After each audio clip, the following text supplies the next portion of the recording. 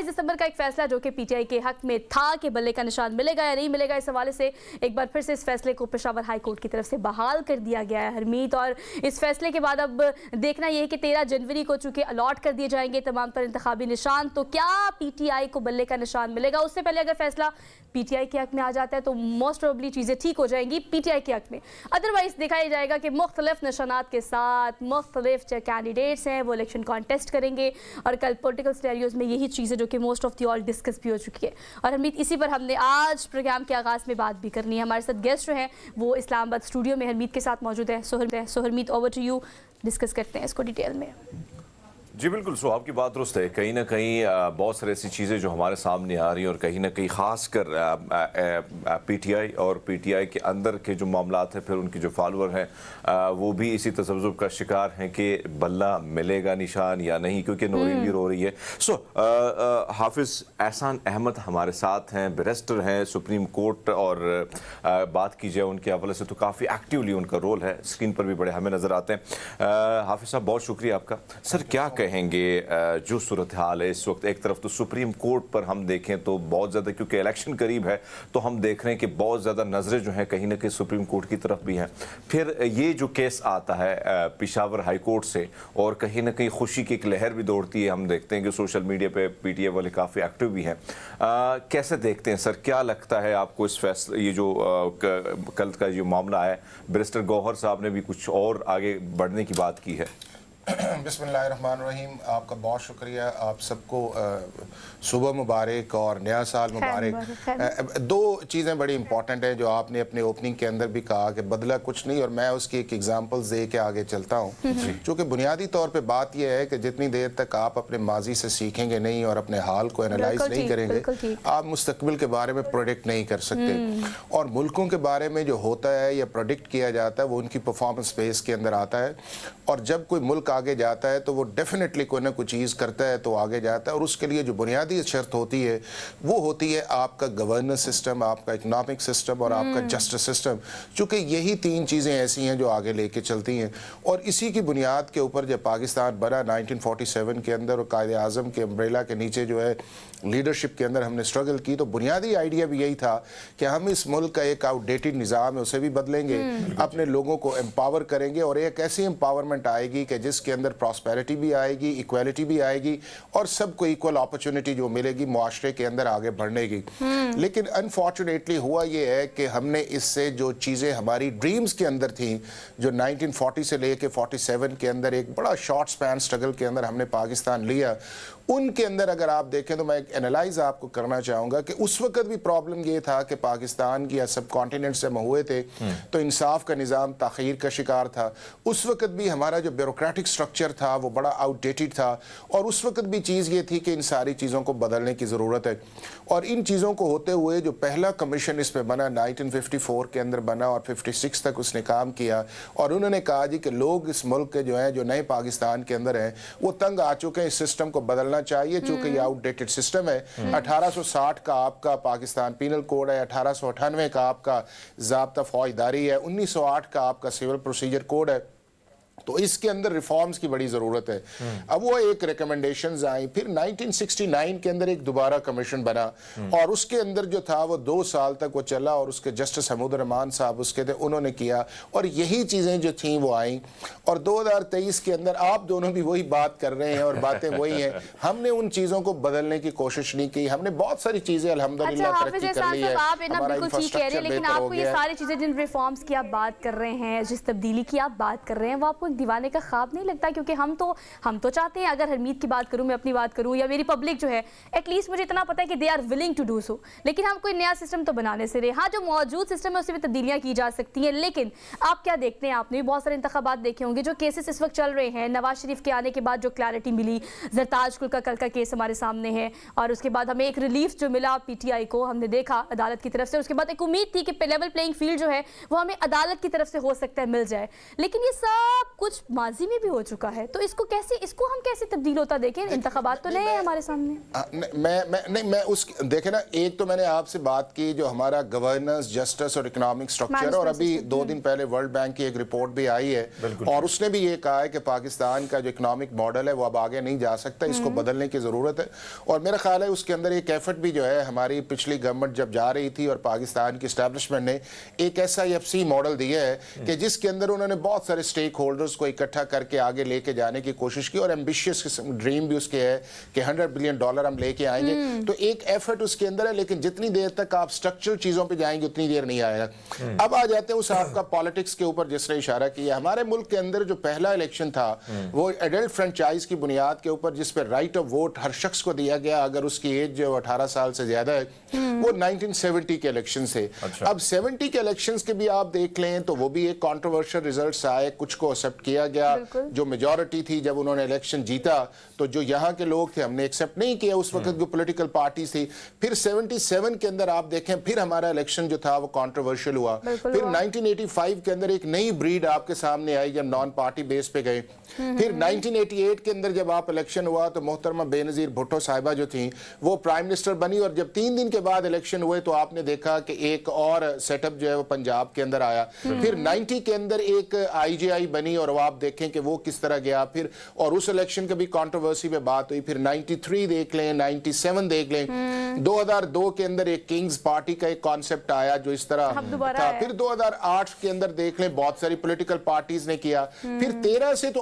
Onwards जो है हम उस प्रोसेस के अंदर चले गए। यहाँ पे टॉलरेंस भी नहीं है, कम्युनिकेशंस भी नहीं है, और जो इश्यूज हमें पार्लियामेंट के अंदर बैठ के या अपने पॉलिटिक्स के अंदर बैठ के रिजॉल्व करने चाहिए थे, हमने उन्हें सड़कों और चौराहों में कर दिया है। अब लेवल उस पर चला गया है कि अब सिस्टम के अंदर जो टॉलरेंस की एक्सेप्टेबिलिटी नहीं है, और जिसकी तरफ आप इशारा कर रहे हैं कि 2024 का क्या होगा कि अगर इस तरह नहीं है, तो अगर पिछले 50 साल की हिस्ट्री आप देख लें जब से हम इलेक्शन कर रहे हैं तो ये चीजें चल रही, लेकिन इसको किसी न किसी स्टेज पे खत्म होना चाहिए। सर अगर हम देखें अब जो आप फरमा रहे हैं इसमें कोई शक नहीं, हर एक तारीख दोबारा हम उसी तरह उसको दोहरा रहे हैं, आगे नहीं बढ़ने की कोशिश कर रहे हैं। लेकिन इस सारे मामले में जब भी इलेक्शन आते हैं, आपको याद है 2013 का इलेक्शन था, उसको आरूस का इलेक्शन कहा गया। फिर 2018 में आपको पता है RTS बैठ गया, लेकिन उससे कबल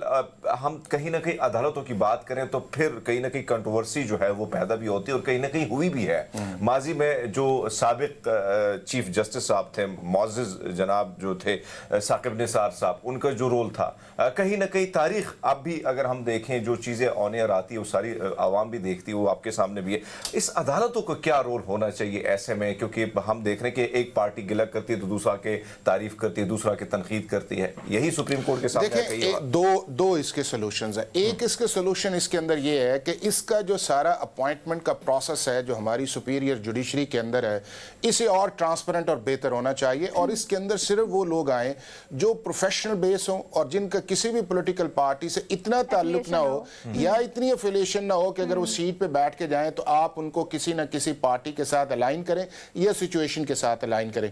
लेकिन दूसरा उसके अंदर इंपॉर्टेंट चीज वो ये है कि हम बार बार अपने पॉलिटिकल क्वेश्चंस को क्यों सुप्रीम कोर्ट्स या हाई कोर्ट्स के अंदर लेके जाते हैं, और वो इश्यूज ऐसे हैं कि जो आपके अपने लेवल पे होने चाहिए, और दुनिया के किसी मुल्क के अंदर इतने पॉलिटिकल क्वेश्चंस होने। अब आपका इलेक्शन कमीशन का एक आप देख लें कि जो जिस पे आप बात भी कर रहे हैं, आप ये देख लें कि 2021 से एक मामला है कि जिसके अंदर PTI ने इंट्रा पार्टी इलेक्शंस करवाने हैं, और एक लॉ की रिक्वायरमेंट ये है कि अगर पाकिस्तान के पॉलिटिकल सिस्टम के अंदर आप एनलिस्टेड हैं तो जब आप अपनी पार्टी को रजिस्टर्ड करवाएंगे तो आप एक ऑफिस इलेक्टेड लिस्ट देंगे, और फिर उसके बाद ये है कि हर 5 साल के अंदर आपने इलेक्शंस करवाने हैं। अब 2019 के अंदर जो था, मेरा एक पॉइंट यहाँ पर ऐड कर लें, और उसकी इंटरप्शन सर मेरा एक पॉइंट यहाँ पर ऐड कर लें। कल हरमीत ने एक बात कोट की थी कि देखिए आपने क्या पॉलिटिकल नहीं होना चाहिए ऐसे कंसर्न डिपार्टमेंट्स को या ऐसे इदारों को। सर ये पॉलिटिकल स्टेन तो हम सर्फ एक्सेल से भी धोएं तो खैर नहीं धुल सकता। किसी भी आप बताएं मुझे कि किस तरह से किसी इदारे को हम नॉन पॉलिटिकल इन्फ्लुएंस से रोक सकते हैं। वो इसलिए क्योंकि आप देखिए इस वक्त जो इंतखाबात हो रहे हैं, इंतखाबात की तैयारी हो रही है, चाचा भतीजा तो यहाँ पर आमने सामने है, तो कैसे आप जो है वो राह हमवार नहीं करेंगे आपके जो आरओज हैं, पीआरओज हैं, उनको हम देख रहे हैं कि वो किस तरह से काम कर रहे हैं पॉलिटिकल। वो चाचे भतीजे, देखे वो चाचे भतीजे ने पार्टी डिवाइड्स की हुई ना, एक एक तरफ से खड़ा हो रहा है, दूसरा दूसरी तरफ से खड़ा हो रहा है। पॉलिटिकल हो गया ना। भतीजे से मुराद आरोज के हवाले से कि आरोज में अगर हम देखें चाचा खड़ा है, इलेक्शन लड़ रहा है, आरोज जो है वो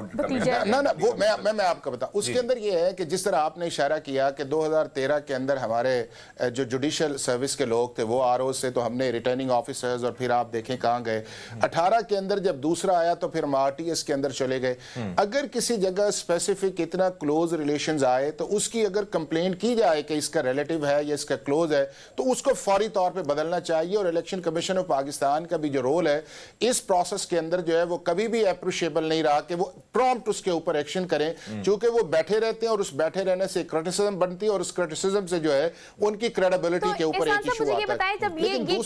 किस्सा पीटीआई की तरफ से उठाया गया कि हम चाहते हैं कि अदलिया को भी शामिल किया जाए, सिर्फ ब्यूरोक्रेसी को ना रखा जाए, तो देखिए उन्हें तो ये कहा गया था कि भाई आप तो इंतखाबात में रुकावट डाल रहे हैं, आप लोग चाहते हैं कि इंतखाबात ना हो, आप किसी मुखालफत कर रहे हैं, आप इसके फेवर में नहीं है। तो ये किस्सा और ये कहानी तो उठाई गई थी, पीटीआई की तरफ से आवाज तो उठाई थी। नहीं सोहा, मैं आपको बताऊं, हर चीज की एक टाइमिंग होती है। आपका मॉर्निंग शो जो है उसके अंदर अगर आप प्रोग्राम की जो सेटलमेंट है वो, या आपने जो भी आपने करना है वो आप करें 8:58 के ऊपर, और आप ये कहें कि जी हम बात करेंगे, तो बात तो उससे पहले आपने उस प्रोसेस के अंदर लेके जाना है ना। या आप अर्ली मॉर्निंग आएगा या आप एक दिन पहले अपनी प्रोग्राम सेटिंग करेंगे, फिर ही आप एक्टिव होंगे ना। अब ये था कि जब इलेक्शन प्रोसेस इस मुल्क के अंदर 1 साल से हम जिस कॉन्ट्रोवर्सी के अंदर चल रहे हैं, तो उस वक्त जब पीटीआई सुप्रीम कोर्ट के अंदर गई कि जी आप इलेक्शन डेट दें, तो साथ एक एप्लीकेशन फाइल कर देते हैं कि सर इस मुल्क के अंदर अगर इलेक्शन फ्री फेयर करवाने हैं तो उसका एक आगे जाने का वे फॉरवर्ड ये है कि इस मुल्क के अंदर जो जुडिशियल ऑफिसर्स है आप उन्हें रिटर्निंग ऑफिसर्स लगाएं, क्योंकि रिटर्निंग ऑफिसर्स की जो लगाने की प्राइमरीली कॉन्सेंट है वो आपका चीफ जस्टिस ऑफ पाकिस्तान देते हैं as a supreme judicial policy making committee, क्योंकि उसके अम्ब्रेला के अंदर पूरी मुल्क की जुडिशरी जो है वो काम कर रही है। बीइंग अ लॉ एक्सपर्ट, आप मुझे ये बता दें कि अब आप क्या देख रहे हैं। साइफर केस में जरा सा रिलीफ मिला पीटीआई को, उसके बाद हमने देखा कि नवाज शरीफ को अच्छा खासा रिलीफ मिला, जो कि अदालतों से इक्वली सबको मिलना भी चाहिए, जो कि अदालत का काम है। लेकिन अब आप क्या देखते हैं कि मुस्तकबिल में नहीं देखें अदालत का काम होता है कि इंसाफ के मुताबिक या कानून के मुताबिक फैसला करे, बाकी हमारी ऑब्जर्वेशंस है। अगर अब आप देखें अगर हम 3-4 केसेस जो है अगर उनको आप 1 by 1 देख लें। अब साइफर का केस जिस पे आपने जिक्र किया है, फॉर्मर प्राइम मिनिस्टर ने एडमिट किया कि मैंने उसको लीक किया है और मेरा एक कॉन्स्टिट्यूशनल इम्यूनिटी है। फिर भी ज़मानत किसी भी केस के अंदर अगर आप एडमिट कर लें तो आप पे बर्डन आ जाता है और फिर आपको डिस्चार्ज करना मुश्किल होता है प्रोसिक्यूशन के ऊपर। अगर यही चीज सुप्रीम कोर्ट ऑफ पाकिस्तान के अंदर मान ली जाती कि इन्होंने जो कह रहे हैं, तो ये रिलीफ नहीं आने था, फिर हाई कोर्ट की जजमेंट जो थी उन्होंने उसको अपहोल्ड करना था। लेकिन सुप्रीम कोर्ट ऑफ पाकिस्तान ने बड़ा अच्छा उस पे लिया कि यार अभी इसको न्यूट्रल करें, ये लेट्स एविडेंस आती उस चीज के अंदर देखें। अब दूसरा आप ये देख लें कि जिसके अंदर आपका इलेक्शन कमीशन ऑफ पाकिस्तान के बाद जो कन्विक्शंस आई थी एसेट्स के अंदर थी, उसके अंदर भी पीटीआई के फॉर्मर प्राइम मिनिस्टर जो थे हमारे, उन्होंने माना कि जी बिल्कुल मेरे से गलती हुई है, मुझे यहां जारी करना चाहिए था, मुझे जो है वो मैं चला गया हूं एफपीआर के अंदर। तो जब लॉ या कॉन्स्टिट्यूशन आपको कहते उसे फॉलो करें। अब एक और चीज माजत के साथ जो चीजें जो खाना जिसका आप जिक्र कर रहे हैं, हमने वहां पे देखा है कि बहुत सारे आपके नून लीग के, पीपल्स पार्टी के, मैं नाम भी आपके लिस्ट दे सकता हूं, उन्होंने भी वहां पे वही चीज वही खाना फिल नहीं किया। लेकिन अब ये आते हैं सर खैबर पख्तूनख्वा की तरफ आते हैं। आपने फरमाया कि मामला अदालतों पे बर्डन क्यों बनता है। खैबर पख्तूनख्वा में 115 सूबाई सीट्स हैं, उसमें से आप अंदाजा लगा लें कि कितने पाकिस्तान तहरीक इंसाफ के लोगों की कागजात नामजदगी रिजेक्ट हुए। फिर इसी तरह 45 सीट्स पे 42 जो कौमी असम्बली की सीट्स यानी 45 से 42 पीटीआई के लोगों के जो कागजात है उसको नामजदगी मुस्तरद कर दी। इस सारी चीज को प्रोसेस को इलेक्शन कमीशन का काम है, इलेक्शन कमीशन एक इदारा बना हुआ है, जब वो नहीं देखेगा तो आपको नहीं लगता मामला बर्डन अदालतों की तरफ जाएगा और दूसरे केसेस पीछे होंगे, इसी मामला को ज्यादा देखा जाएगा। छोटी सी बात ये कि देखिए एक्सक्यूज ये होता है कि आपने बिजली का बिल जमा नहीं कराया, बस इतनी सी बात है। नहीं नहीं, देखें वो तो आपका कॉन्स्टिट्यूशन के अंदर आर्टिकल 63 है, उसकी डिस्क्वालिफिकेशंस है कि आप कन्विक्टेड ना हो, आपके ड्यूज जो हैं वो 6 माह से ज्यादा ना हो, इवन 10,000 रुपया उन्होंने बेंचमार्क रखा है, आप 20 लाख से ज्यादा डिफॉल्टर ना हो, आपकी ड्यूल सिटीजनशिप नहीं होनी चाहिए, आप इंसॉल्वेंट, ये सारी वो चीजें हैं जो आप, लेकिन एक चीज जो है वो इम्पोर्टेंट ये है, नहीं एक सेकंड थे, बात ये है कि हमें किसी ना किसी जगह जो है वो अपना स्टॉप मार्क तो लगाना है ना, और वो स्टॉप मार्क ये है कि अगर हम समझते हैं कि हमारी अदालतें जो है हमें उनसे रिलीफ मिलता है, तो उसके अंदर ये है कि अगर रिटर्निंग ऑफिसर ने वो कागज गलत रिजेक्ट किए हैं तो आपके ऊपर एक हाई कोर्ट का जज बैठा हुआ है जो इन सारी चीजों को देख के समैरली उसको डिसाइड कर देता है कि जी आपकी ये डिस्क्रिप्शन जो थी आपने गलत तौर पे एक्सरसाइज की है। और अगर आप तीनों आप देख लें, जो 2013 के अंदर सबसे ज्यादा रिजेक्शंस हुई थी, 2018 के अंदर उससे कम हुई है, और अब जो है वो 2018 से ज्यादा हुई है। तो ये चीजें एक प्रोसेस, और कल भी जो सुप्रीम कोर्ट ऑफ पाकिस्तान के अंदर हेयरिंग आई थी, तो जो बुनियादी तौर पे पीटीआई का कंसर्न था वो पंजाब की हद तक था, ना वो केपीके की हद तक था, ना वो सिंध की हद तक था, ना बलूचिस्तान की हद तक का। लेकिन बावजूद इस चीज के कि ये सारी चीजें हैं, इस मुल्क को एक फ्री, फेयर, ट्रांसपेरेंट और क्रेडिबल इलेक्शन जो उसके बड़ा इंपॉर्टेंट। एक और चीज, अब इस मामले पर आते हैं कि जो पेशावर हाई कोर्ट से पहले तो बड़ी खुशियां, बड़ी मिठाइयां बांटी की पीटीआई वालों ने, जाहिर बात है खुशियां उनको नसीब हुई थोड़ी बहुत, अब मामला फिर कहीं और चला गया। आप इसको कैसे देखते हैं? अगर बल्ले का जो निशान है, अगर ये वहां से रिलीफ नहीं मिलता, मामला सुप्रीम कोर्ट की तरफ जा रहा है, क्या इस वक्त आपको लगता है कि कहीं ना कहीं जो चीजें हम देख रहे हैं, हर तरफ से रिलीफ कहीं और किसी और पार्टी को मिल रहा है, जिस तरह 2018 में पीटीआई को मिल रहा था, नून लीग के साथ ज्यादती हो रही थी, इस वक्त कहीं ना कहीं वो तस्वीर दोबारा हमारे सामने आ रही है, तो क्या आपको लगता है कि पीटीआई को रिलीफ मिल जाएगा? अच्छा नहीं, मैं आपको बताऊं, अभी जिस चीज की तरफ आपने इशारा किया है,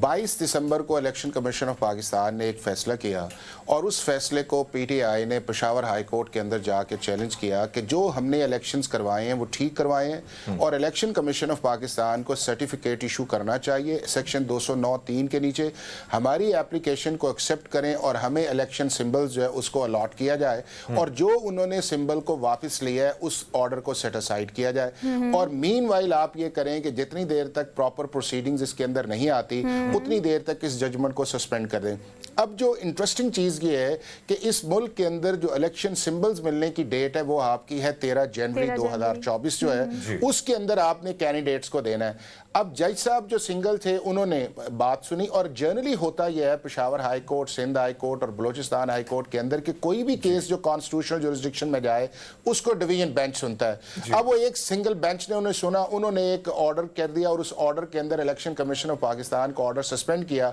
और 9 की डेट दे दी।